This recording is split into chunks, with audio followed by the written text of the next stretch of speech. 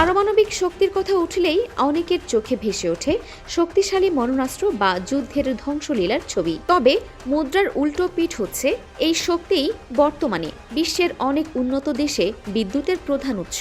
তবে প্রশ্ন হলো, চীন বা রাশিয়ার মতো দেশগুলো যেখানে দ্রুত এগুচ্ছে, সেখানে এক দৌড়ে বিশ্বসেরা কে? কোন দেশ সবচেয়ে বেশি পারমাণবিক শক্তি উৎপাদন করে? প্রযুক্তি সাইট /গিয়ার প্রতিবেদনে লিখেছে, এমন প্রশ্নে অনেক বড় ব্যবধানে সবার আগে রয়েছে যুক্তরাষ্ট্র, মানে এর ধারে কাছেও নেই অন্য কোনো দেশ। 2024 সালে ঘন্টায় প্রায় 782 গিগাওয়াট পারমাণবিক বিদ্যুৎ উৎপাদন করেছে যুক্তরাষ্ট্র, যা দেশটিতে উৎপাদিত মোট বিদ্যুতের প্রায় 19% এবং গোটা বিশ্বে উৎপাদিত মোট পারমাণবিক শক্তির প্রায় 30%।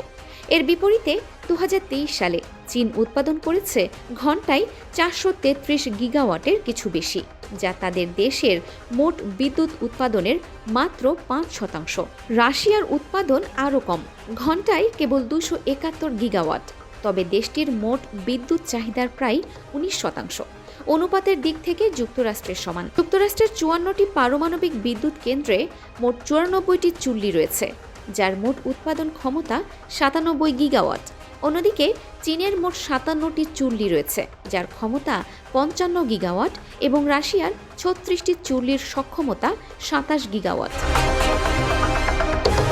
এই তিনটি দেশের মধ্যে যুক্তরাষ্ট্রের পারমাণবিক অবকাঠামো সবচেয়ে পুরনো। 1950-এর দশক থেকেই পারমাণবিক শক্তি উৎপাদন করে আসছে যুক্তরাষ্ট্র, চীন ও রাশিয়া পারমাণবিক বিদ্যুৎ উৎপাদনের শীর্ষ 4-এ থাকলেও এই তালিকায় বেশ শক্ত অবস্থানে রয়েছে ফ্রান্স। বিদ্যুৎ উৎপাদন সক্ষমতার দিক থেকে যুক্তরাষ্ট্রের ঠিক পরেই ফ্রান্সের অবস্থান।